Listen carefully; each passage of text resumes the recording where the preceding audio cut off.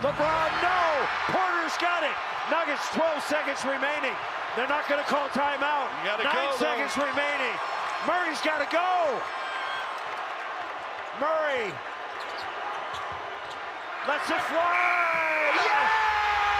Oh my God!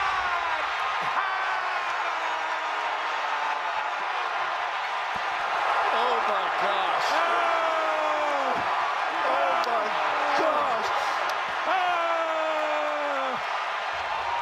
They are mobbing Murray in front of the Nuggets bench.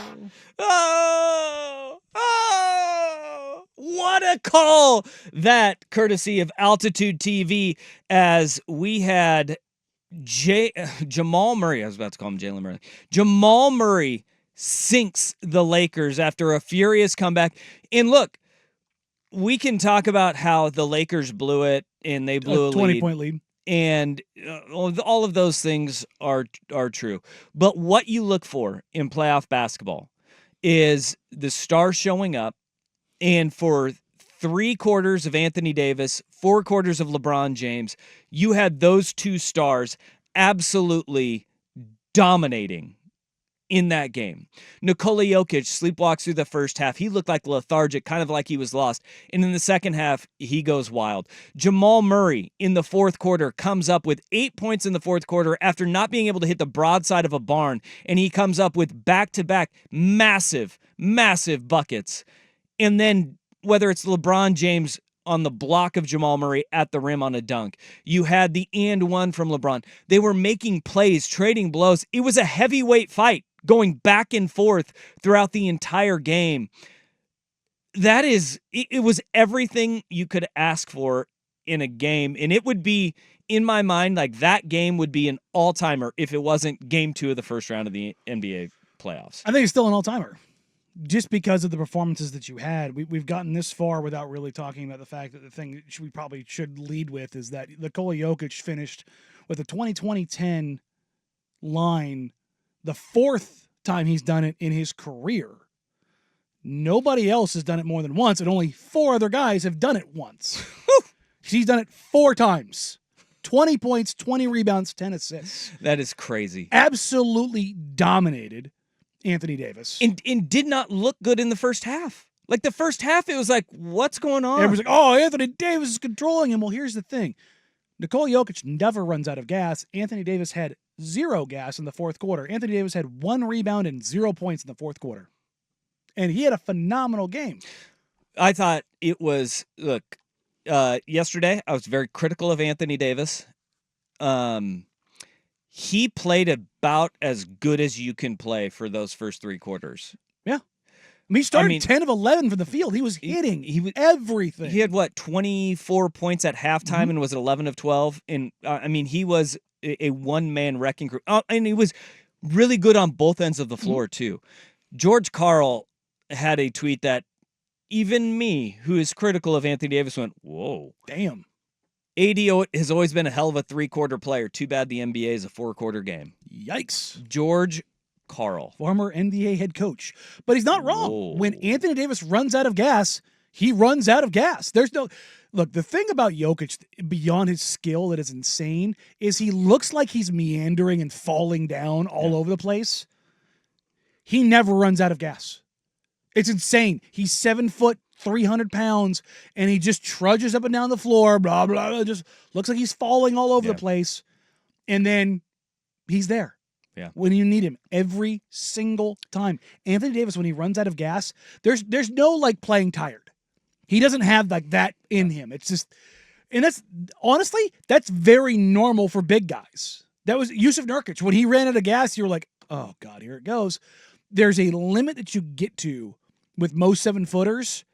Shaq and Jokic were different. Yeah. Shaq, go back and look at minutes played. Go look at the minutes played and then look at the usage. And Jokic is the only player ever at that size to mimic that. And there's a lot of people crack their jokes at him about shuffling up and down the floor, not being explosive. That's how he can play. That's the reason why. That's the reason why. He doesn't have 6 speeds. He's a 3-speed center.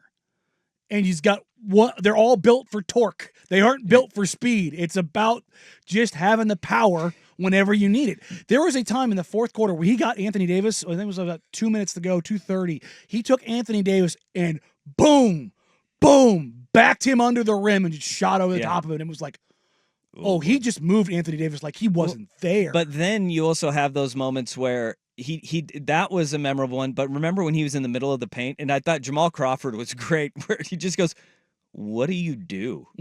Like, what do you do?" Where he did like a drop step, spin move, pirouetted back around, went right underneath, and it was like, what do you do with a guy that size who can do that late in games? Late in games is the thing, and that's where you're talking about having that one gear. I think that was the Lakers' absolute best shot. D'Angelo Russell and like 7 threes. This Texas says, glad the Lakers lost, but no. Let's not forget the D'Angelo Russell. That's the third piece. The Lakers needed, even in a close loss, no Russell, no chance. Absolutely. He came through and he shot the lights out. I mean, that was exactly what the Lakers needed to do. And I thought, Darvin Ham, where he gave after game one, like, we have the adjustments. We just don't want to make the adjustments known. In the first half, they did give the way they played the pick and roll, and then the pick and roll that they played on the other end, kind of going at Jokic and making him make a decision. And when he was dropping back and you're hitting threes, Denver's just daring them to make threes, and they did. They did. And then they didn't have the adjustments in the second half. Yeah. That's the thing, is that they didn't have that when the Nuggets came out and started running more inverted pick and roll with Jokic as the ball handler, not Murray, and going more DHO-centric and Jokic did a great job of getting Murray involved because Murray was awful. Murray was awful until the fourth quarter. I loved what he had to say after the game. This is courtesy of TNT. Man, I told my teammates when I was struggling, like, I'm going to look for y'all. And every single one of them told me to keep shooting. Keep shooting, be aggressive, keep shooting. Even when I was throwing up that floater, they just told me to stay aggressive and keep looking for it, keep hunting it. I had the ball with a few seconds left, and I knew once I made a couple, the next one should go down as well. His teammates were just saying, keep shooting, keep shooting. It's one of the best playoff performers in modern NBA history. They know what he's capable of. They've seen him do it in an NBA Finals. Like this is not a thing where they're like, I don't know about Jamal. They know, just get it going, man. We need you, because you take a look at the bench. Denver's bench gave them 12 points, which doesn't sound like much. The Lakers gave them 6. You had 18 total bench points in this game. Can't do it. That is absurd to think of, and that's where you kind of go to.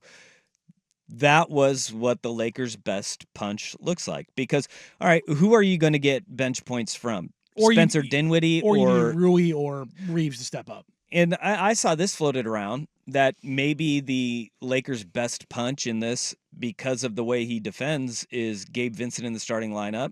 And do you try to find a way to bring? There's no way you bring D'Lo off the bench, but if you need some sort of scoring punch in a shooter, who do they have as a shooter coming off that bench? Taurean Prince was too. I mean, he shot 40% from 3 this year on volume. Like that's what he's brought out there to do. But outside of that, yeah, I mean, even if they get Vanderbilt back, Vanderbilt's not a shooter. Nope. So, yeah, Vincent, is supposed to be, but also I was, when this happened, the Lakers in free agency let Schroeder go and sign Gabe Vincent, and then Vincent didn't play basically the entirety of the year. They're a lot better off with Dennis Schroeder. Yeah. Like, they're significantly better off with Dennis Schroeder. Yeah. And I said that when they did that, I was like, why would you pay Gabe Vincent this money when it's like you have Dennis Schroeder at home? Yeah. Like, what's happening here? And that might, weirdly enough, be their undoing here of any chance of competency, because they are just not getting anything from that group. Well, let's get into the fallout and the aftermath. I thought Jamal Murray, that shot is an all-timer. The end of that game, the back and forth nature, the fact that you have the defending world champs erasing a 20-point second half deficit. The fact that Jokic puts up a historical stat line. The fact that the first half was dominated by Anthony Davis and LeBron James coming up with big plays down the stretch at 39 years old. You're going, how does this guy still do it? Yet there he is. And then Jamal Murray makes that shot. Michael Porter Jr., another great night too. Yeah, great supporting night. You take a look at what they kind of expected of him.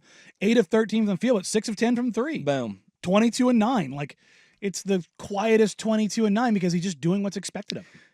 But the fallout is the Lakers are playing the victim here. Mm-hmm. That After Rust with SportsCenter. This is Draft Week with Danny and Dusty. Brought to you by Crunch Fitness. Now, from the Fan Sports Desk, a SportsCenter update on 1080 The Fan. If you've been arrested for DUI, you need a team of attorneys that you can put your trust into. Call Reynolds Defense Firm today, online at reynoldsdefensefirm.com. First on The Fan, 3 more Game 2s in the NBA playoffs this evening. First up, the Suns look to bounce back from a Game 1 beatdown by the Timberwolves in Minneapolis. 4:30 tip on TNT. Coverage over on 910 ESPN Portland starts at 4 o'clock. The Timberwolves are 3.5-point favorites. At 5:30 on NBA TV, Damian Lillard looking to lift the Bucks to a 2-0 series lead against the Pacers.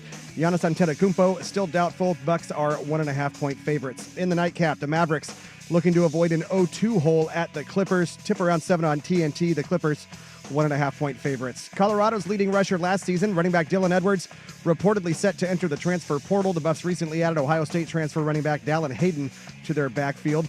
Over on the diamond, the Mariners have won 5 of their last 6. They start a 3-game set in Arlington against the Rangers with first place in the AL West on the line. Logan Gilbert starting for Seattle, Dane Dunning for Texas. 5:05 first pitch on Root Sports. And on the college hardwood, Purdue center and 2-time National Player of the Year Zach Edey says he's officially declared for the NBA draft. And Ducks forward Kwame Evans Jr. announced today he'll return to the Oregon men's basketball team for his sophomore season.